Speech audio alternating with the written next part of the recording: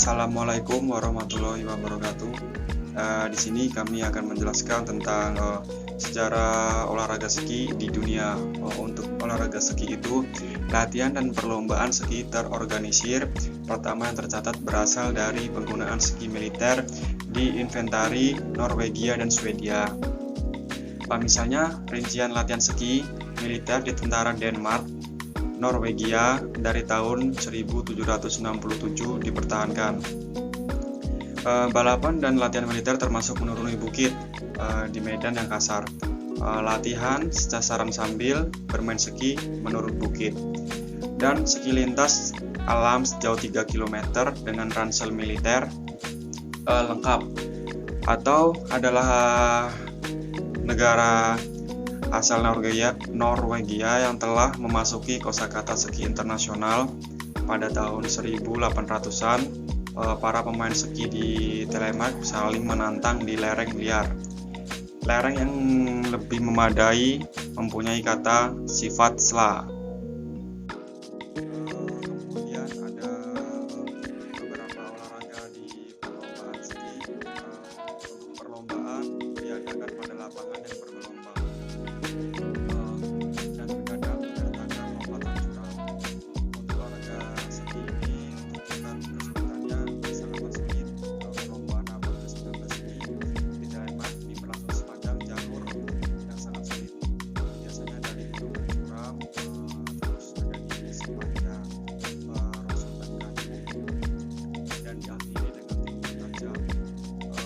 Olahraga ski ini juga sangat ekstrim untuk olahraga lain. Kenapa?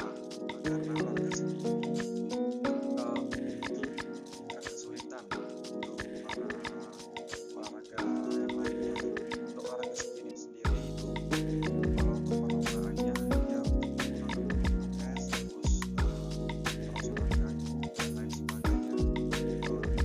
Menurut saya perlombaan olahraga ski ini sangat sulit. Olahraga sangat sulit itu yang ski ini tidak bisa berlangsung di lapangan atau di dalam es. Baik, adapun peraturan permainan olahraga ski meliputi yang pertama ada menghormati orang lain.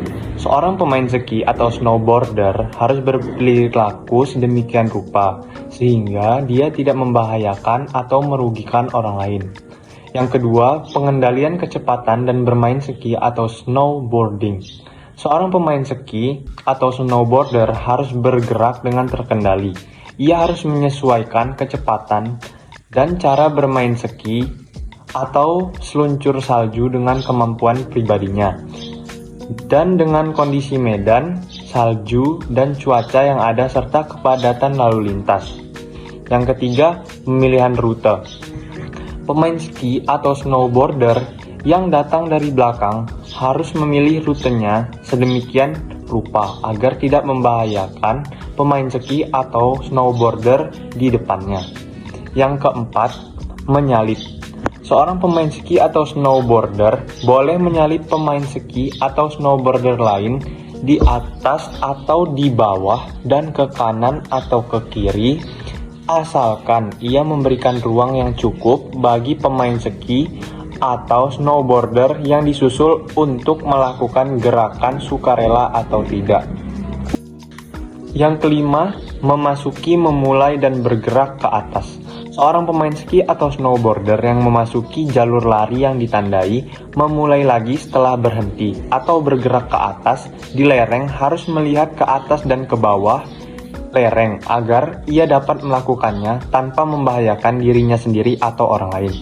Yang keenam, berhenti. Kecuali benar-benar diperlukan, pemain ski atau snowboarder harus menghindari berhenti di lereng, di tempat sempit atau mana jarak pandang terbatas. Setelah jatuh di tempat seperti itu, pemain ski atau snowboarder harus bergerak dan meninggalkan lereng secepat mungkin.